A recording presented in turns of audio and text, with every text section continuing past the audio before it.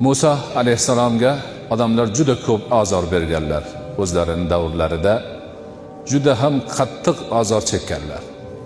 Shunda rozi aytgani Allohning huzuriga borganda, Alloh mana shu tuhmatchi, bo'xtanchi, novakorlarni malomatidan saqlagin. Menga juda ko'p azor berishdi, meni u deyishdi, meni bu deyishdi degan shikoyatni aytgan ekanlar.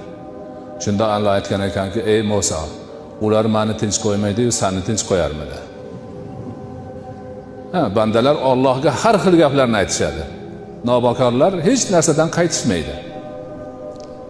Ana shularni hammasini qudratli Alloh jazolashga har lahzada imkoni bor zot yana qo'yib qo'yadi.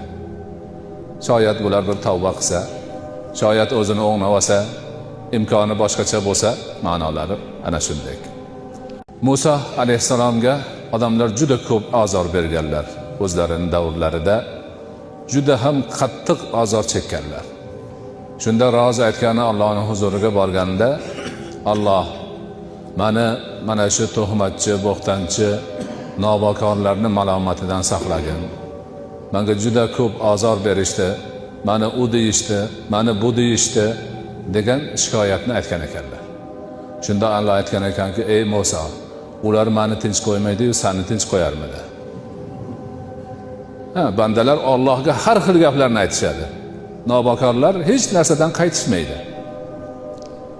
Ana shularni hammasini qudratli Alloh jazolashga har lahzada imkoni bor zot yana qo'yib qo'yadi. Shoyat bular bir tavba qilsa, shoyat o'zini o'nglab olsa, imkoni boshqacha bo'lsa, ma'nolari ana shunday.